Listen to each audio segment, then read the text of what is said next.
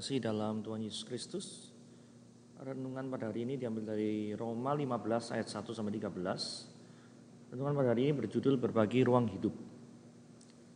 Mari kita baca artikelnya terlebih dahulu. Di awal pertumbuhan gereja, jemaat keturunan Yahudi menolak menerima warga non-Yahudi karena alasan-alasan primordial. Mereka menilai warga orang Yahudi tidak layak untuk bersama dengan mereka. Melihat masalah serius itu, Rasul Paulus menasihati, terimalah satu akan yang lain. Sama seperti Kristus juga menerima kita. Pesan apa yang ada di sana? Ada selalu berarti ada bersama. Saya ada selalu berarti saya ada bersama-sama. Bersama semua sesama. Kita hidup di bumi yang sama, di kolong langit yang sama, di bawah mentari yang sama. Kita hidup di ruang hidup yang sama dengan sesama. Dan setiap sesama mempunyai hak yang sama untuk ada dan hidup di sana.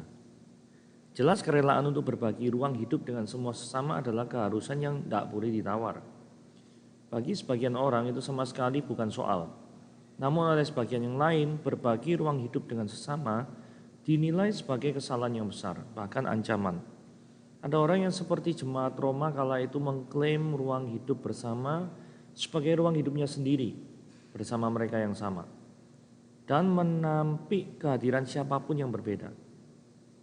Maka pesan Rasul Paulus di atas sungguh penting dan mendesak. Kita harus rela berbagi ruang hidup dengan semua sesama agar semua bisa ada dan sejahtera di ruang hidup yang sama dengan kita. Agar pendapat, identitas, agama, gender, etnis, dan lain-lain dan kepentingan mereka mendapatkan ruang memadai dalam ruangan hidup bersama. Demikianlah hidup seharusnya, demikianlah cinta. Kerelaan untuk berbagi ruang hidup dengan semua sesama adalah keharusan yang tidak boleh ditawar. O.S. Ryler. Saudara, mari sekarang kita membaca tentang pembahasannya, yaitu Roma 15 ayat 1 sampai 13. Kita yang kuat wajib menanggung kelemahan orang yang tak kuat, dan jangan kita mencari kesenangan diri sendiri. Setiap orang di antara kita harus mencari kesenangannya sesama demi kebaikannya untuk membangunnya. Karena Kristus juga tidak mencari kesenangannya sendiri. Tapi seperti ada tertulis, kata-kata cercaan mereka yang menceritakan engkau telah mengenai aku. Sebab segala sesuatu yang ditulis dahulu telah ditulis untuk menjadi pelajaran bagi kita, supaya kita teguh berpegang pada pengharapan oleh ketekunan dan penghiburan dari kitab suci. Semoga Allah yang adalah sumber ketekunan dan penghiburan mengaruniakan kerukunan kepadamu, sesuai dengan kehendak Kristus Yesus. Sehingga dengan satu hati dan satu suara kamu memuliakan Allah dan Bapa Tuhan kita Yesus Kristus. Sebab itu terimalah satu akan yang lain, sama seperti Kristus juga menerima kita untuk kemuliaan Allah. Yang aku maksudkan ialah bahwa oleh karena kebenaran Allah, Kristus telah menjadi pelayan orang-orang yang bersunat untuk mengokohkan janji yang telah diberikannya kepada nenek moyang kita. Dan untuk memungkinkan bangsa-bangsa supaya mereka memuliakan Allah karena rahmat-Nya, seperti ada tertulis, sebab itu aku akan memuliakan engkau di antara bangsa-bangsa dan menyanyikan mazmur bagi namamu. Dan selanjutnya bersukacitalah hai bangsa-bangsa dengan umatnya, dan lagi pujilah Tuhan, hai kamu semua bangsa-bangsa, dan biarlah segala suku bangsa memuji Dia. Dan selanjutnya kata Yesaya, taruh dari pangkal Isai akan terbit, dan Ia akan bangkit untuk memerintah bangsa-bangsa, dan kepadanya lah bangsa-bangsa akan menaruh harapan. Semoga Allah pengharapan memenuhi kamu dengan segala sukacita dan damai sejahtera dalam iman kamu, supaya oleh kekuatan Roh Kudus kamu berlimpah-limpah dalam pengharapan. Saudara, mari kita melakukan eksposisi di sini. Slide pertama ini mengatakan bahwa prinsip yang kuat menanggung yang lemah. Ini jelas sekali dalam Roma 13 ayat 1 ini ya. Jadi kita yang kuat itu wajib menanggung kelemahan orang yang tidak kuat. Iya toh. Kemudian dikatakan sini, prinsip yang kuat menanggung yang lemah itu ada hubungannya dengan kesenangan diri sendiri. Ini ya. Nah, ini hubungannya apa ya? Nah, sebelum ke sana, mari kita lihat seperti ini. Seseorang bisa yang kuat menanggung yang lemah itu meniru Yesus Kristus. Jadi teladan Yesus Kristus itu menanggung dosa umat manusia di kayu salib, dan pengorbanan setelah kematiannya di kayu salib itu adalah contoh yang kuat menanggung yang lemah. Karena tidak ada seorang pun yang dapat menanggung dosa kecuali Yesus Kristus. Jadi teladan Yesus Kristus yang mati di kayu salib itu adalah contoh yang kuat menanggung yang lemah. Penghambat penerapan daripada prinsip yang kuat menanggung yang lemah itu adalah biasa gini ya. Kalau misalkan kita itu mau nolongi orang lain, maka rasa nyaman itu pasti terganggu. Karena apa? Kita tolong orang lain. Kalau misalnya tolong diri sendiri kita mungkin tidak merasa terganggu. Karena selfishness itu terkadang masih ada di dalam diri kita. Nah, masalahnya kita ini mencoba untuk tolong orang lain. Coba menanggung kelemahan orang lain. Itulah sebabnya kalau prinsip yang kuat dan menanggung yang lemah, tanpa di latar belakangi Anda tuh mengenal Yesus sebagai Tuhan dan Juru Selamat, maka yang terjadi adalah engkau pasti nggak akan bisa melakukan ini. Oke? Karena Yesus mati di kayu salib itu tidak mencari kesenangannya sendiri. Buktinya apa? Buktinya pada waktu Yesus ngomong kiranya cawan ini lalu daripadaku. Yesus pernah berdoa demikian kepada Bapa. Tetapi Yesus ngomong bukan kehendakmu yang jadi tetapi kehendakku. Jadi kalau memang Yesus itu mencari kesenangannya sendiri, maka dia akan tidak mati di kayu salib. Tapi faktanya dia mati di kayu salib menebus dosa manusia, itu menandakan dia tidak mencari kesenangan sendiri-sendiri. Ayat yang kedua, setiap orang di antara kita harus mencari kesenangan sesama kita demi kebaikan untuk membangunnya. Jadi nyambung dari ayat yang pertama, penjelasannya yang pertama. Jika kita tidak memiliki kasih Kristus, mustahil melakukan prinsip ini, yaitu mengutamakan kepentingan orang lain.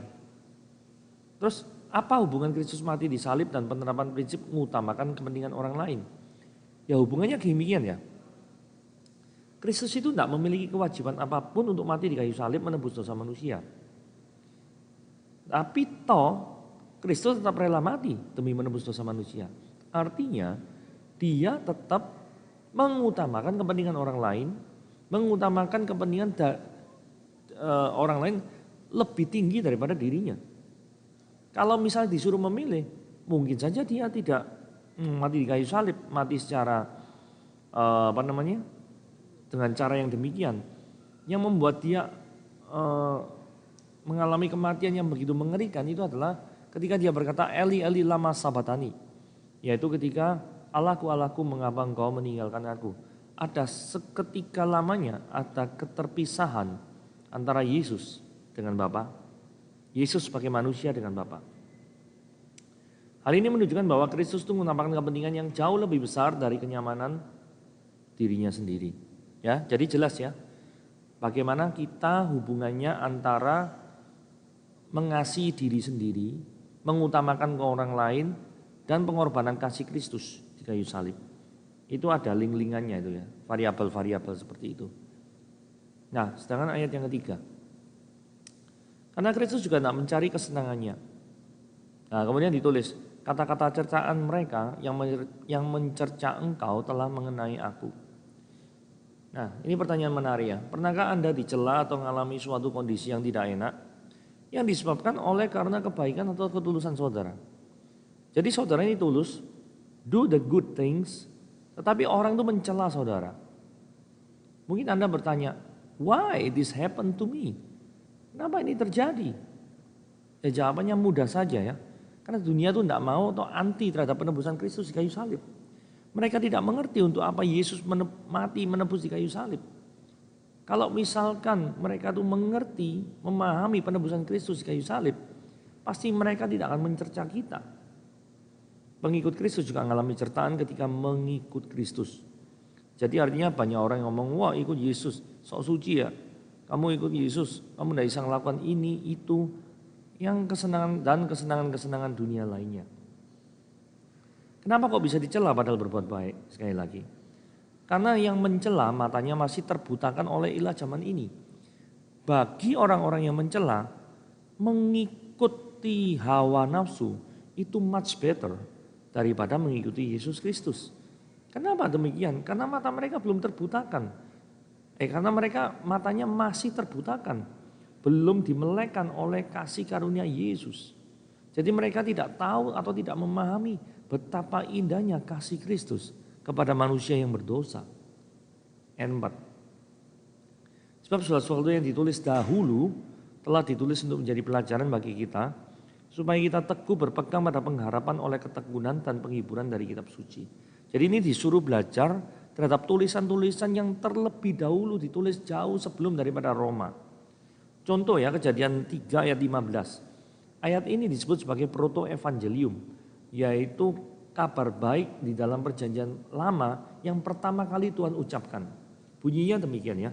Aku akan mengadakan permusuhan antara engkau dan perempuan ini, antara keturunanmu dan keturunannya. Keturunannya akan meremukkan kepalamu dan engkau akan meremukkan tumitnya. Kemudian dalam Kejadian 12 ayat 1-3. Firman Tuhan kepada Abram, pergilah dari negerimu dan dari sanak saudaramu dan dari rumah bapamu ke negeri yang akan kutunjukkan kepadamu. Aku akan membuat engkau menjadi bangsa yang besar dan memberkati engkau serta membuat namamu masyhur, dan engkau akan menjadi berkat.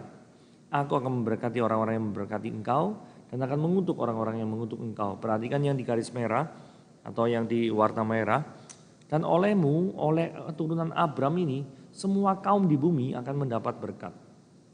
Nah, kapan daripada Kejadian 12 ayat 1-3 ini digenapi? Yaitu oleh karena keturunan Abram, seluruh kaum di bumi mendapat berkat. Kapan? Ya pada waktu kedatangan Yesus Kristus. Dia menolong Israel hambanya di Lukas 1 ayat 54-55 karena ia mengingat rahmat-Nya. Seperti yang dijanjikannya kepada nenek moyang kita, Abram dan keturunannya untuk selama-lamanya. Pasal 1 ayat 54 dan 55 di Lukas. Ini bicara tentang kelahiran Yesus Kristus. Jadi artinya dengan kedatangan Yesus Kristus, maka ia akan menjadi berkat bagi keturunan yang ada di muka bumi ini. Hal yang demikian juga terjadi di kitab Mazmur pasal yang ke-89 ayat 34. Dikatakan, engkau telah melihat, telah kuikat perjanjian dengan orang pilihanku, aku telah bersumpah kepada Daud, hambaku. Untuk selama-lamanya aku hendak menegakkan anak cucumu dan membangun tahtamu turun-temurun. Di dalam Wahyu 22 ayat 16 dikatakan, aku Yesus telah mengutus malaikatku untuk memberi kesaksian pada semua jemaat. Nah ini dikatakan gini ya, perhatikan baik-baik ya. Aku adalah Tunas, keturunan Daud. Jadi keturunan Daud yang dimaksud di dalam Mazmur pasal yang 29, yang tahtanya turun-temurun selama-lamanya Tuhan itu akan menegakkan keadilan, itu pasti dalam diri Yesus.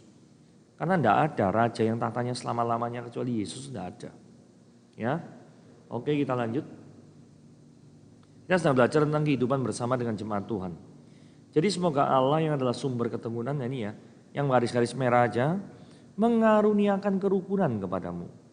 Ayat 6, satu hati, satu suara. Yang ketujuh, terimalah sama seperti Kristus juga menerima kita. Jadi ada 3 poin penting ya dalam ayat 5, 6, dan 7. Di dalam kehidupan bersama dengan jemaat Tuhan, nomor 1 harus ada kerukunan. Jangan tengkar terus, ini tidak ada gunanya tengkar terus itu ya. Hal yang berikutnya itu adalah harus satu visi, yaitu satu hati mendengarkan suara Tuhan. Hal yang berikutnya adalah menerima satu dengan yang lain dengan kasih Kristus. Oke, nah sekarang kita belajar ayat 8 dan 9. Kristus itu buka jalan bagi orang Yahudi dan non-Yahudi. Yang dimaksudkan adalah oleh karena kebenaran Allah, Kristus telah menjadi pelayan orang-orang bersunat. Nah, orang-orang bersunat ini adalah orang-orang Yahudi. Dan ayat 9 dikatakan frasa, dan untuk memungkinkan bangsa-bangsa supaya mereka memuliakan Allah. Ini adalah keturunan non-Yahudi. Jadi kedatangan Kristus itu untuk Yahudi dan juga untuk orang non-Yahudi. Bahkan di ayat yang ke-10, ayat 11 sampai ayat yang ke-12, kata bangsa-bangsa itu muncul paling tidak 4 kali. Ya, sangat sering muncul 1, 2, 3, 4, ya ada 4 kali. Jadi Injil itu memang harus disebarluaskan di seluruh bangsa-bangsa, kepada segala bangsa. Setelah itu kita wajib untuk hidup bersama dengan orang tersebut, sehingga isunya adalah terimalah seorang dengan yang lain. Ini maksudnya gini, yang menerima pertama kali itu adalah memang bangsa Yahudi.